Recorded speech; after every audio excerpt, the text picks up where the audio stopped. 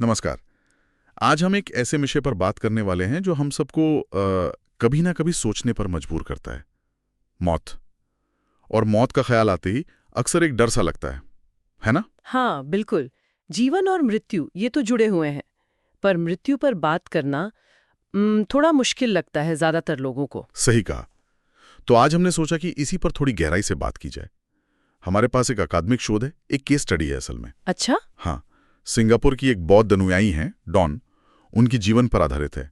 ये स्टडी देखती है कि बौद्ध धर्म की जो शिक्षाएं हैं वो मृत्यु से जुड़ी चिंता को कम करने में कैसे मदद कर सकती है। ये दिलचस्प है, क्योंकि शोध ये भी बताते हैं कि मौत की चिंता हमारी मेंटल हेल्थ और लाइफ सेटिस्फैक्शन पर बुरा असर डाल सकती है। बिल्कुल। और कई धर्म रास्ते सुझाते हैं, पर उनका सीधा सीधा असर हमेशा साफ नहीं होता। तो चलिए डॉन की कहानी और बौद्ध नजरिए को समझते हैं। जी, तो ये जो केस स्टडी है डॉन की, इसमें कुछ बौद्ध सिद्धांतों पर जोर दिया गया है जो उन्हें मदद करते हैं। पहला है प्रतीत्या समुत्पाद। प्रतीत्य समुत्पाद, ये थोड़ा मुश्किल शब्द है। हाँ, अंग्रेजी में इसे डिपेंडेंट ओरिजिनेशन कहते हैं। इसका सीधा सा मतलब है कि दुनिया में हर चीज, हर घटना दूसरी चीजों या घटनाओं पर निर्भर करती है। कुछ भी अकेले अपने आप में मौजूद नहीं है। जैसे? कोई उदाहरण? जैसे बीज है। हाँ, उसे पौधा बनने के लिए मिट्टी चाहिए, पानी चाहिए, हवा, धूप। है ना? सब कुछ जुड़ा हुआ है, कुछ भी स्थायी नहीं है, सब कुछ बदल रहा है। अच्छा, सब कुछ बदल रहा है तो इसका मौत के डर से क्या लेना देना? ये ना देना है, अगर सब कुछ बदल रहा है मतलब कुछ भी परमानेंट नहीं है, तो ये जो मैं का भाव है कि मैं मर जाऊंगा, ये भाव भी तो बदल रहा है। ये अनित्यता का सिद्धांत है, इम्पर्मानेंस।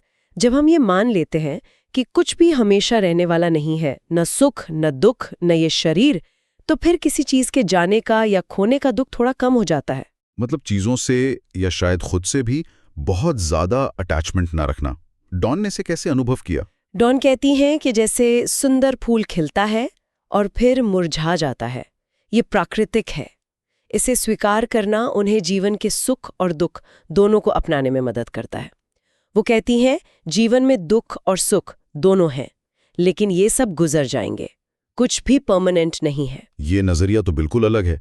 हम तो अक्सर दुख से बचना चाहते हैं और सुख को पकड़ कर रखना चाहते हैं। हाँ, बिल्कुल। और यहीं पर दूसरा सिद्धांत आता है, कर्म का। कर्म यानी जो हम करते हैं उसका फल मिलता है। हाँ, मोटे तौर पर यही।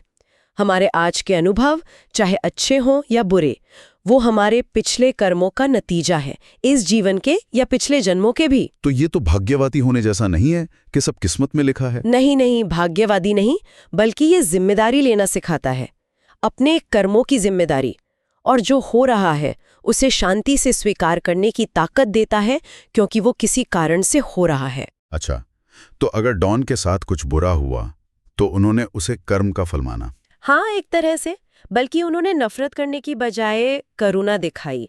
ये सोचा कि शायद ये उनके पिछले कर्मों का फल है, और जिन लोगों ने बुरा किया वो भी शायद अज्ञान की वजह से ऐसा कर रहे हैं। करुणा दूसरों के लिए?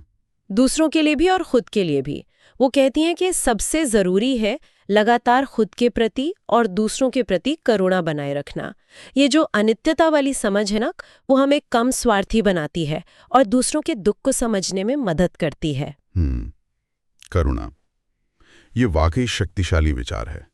अच्छा, डॉन ने जीवन की सुंदरता पर भी ध्यान दिया। आपने बताया पानी, सूरज, पेड़। हाँ, उन्होंने जीवन के जो सकारात्मक पहलू हैं उन पर फोकस किया और मृत्यु को एक अंत की तरह नहीं देखा।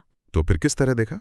एक तरह से मुक्ति की ओर एक कदम, दूसरे किनारे की ओर जाना। ये बौद्ध शब्दावली है अदर्शो, मतलब एक ऐसी अवस्था जहां दुख नहीं है, जहां शांति है, एक उम्मीद की जगह। दूसरा किनारा, वहां तक पहुंचने का रास्ता क्या है? ध्यान।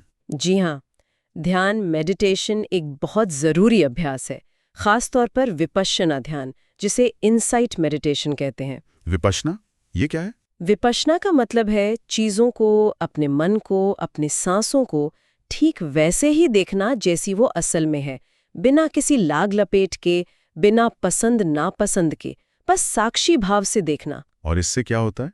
इससे मन शांत होता है, आत्म जागरूकता बढ़ती है और हम सच्चाई को स्वीकार करना सीखते हैं। यहाँ तक कि मृत्यु जैसी अटल सच्चाई को भी शांति से स्वीकार करने की तैयारी होती है। इसके तो खैर आजकल थेराप्यूटिक फायदे भी बहुत माने जा रहे हैं। हाँ, सुना है मैंने। स्ट्रेस, एंग्जाइटी में काफी मदद मिलती है। बिल्कुल। तो ये सब चीजें, अनित्यता, कर्म, करुणा, ध्यान, ये सब मिलकर एक अलग नजरिया देती हैं। क्या नजरिया? नजरिया ये कि जीवन और मृत्यु दो अलग विरोधी चीजें नहीं हैं। ये अद्वैत, नॉन ड्युअलिटी की बात है। अद्वैत मतलब? मतलब ये कि ये दोनों एक ही सिक्के के दो पहलू हैं, एक ही अस्तित्व की निरंतरता है।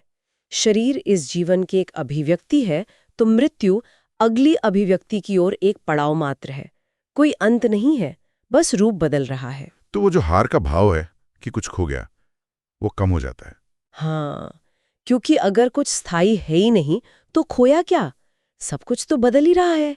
ये समझ मृत्यु को स्वीकार करने में, शांति से उसका सामना करने में मदद करती है। तो संक्षेप में कहें तो बौद्ध दर्शन हमें प्रतीति समुत्ताद, कर्म, अनित्यता, करुणा और ध्यान के जरिए जीवन और मृत्यु को देखने का एक फ्रेमवर्क देता है, जो डर की बजाय स्वीकृति और शांति पर जोर देता है। बिल्कुल सही।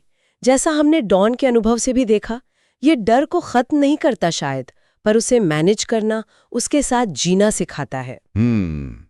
तो जाते जाते हमारे श्रोताओं के लिए एक विचार छोड़ जाते हैं। जरूर। अगर हम जीवन और मृत्यु को दो अलग अलग सिरों की तरह ना देखें, बल्कि एक ही सफर के जुड़े हुए पड़ावों की तरह देखें, तो क्या इससे हमारे रोजमर्रा के जीने का तरीका और जीवन में आने वाली मुश्किलों का सामना करने का हमारा नजरिया बदल सकता है? इस पर सोचिएगा जरूर।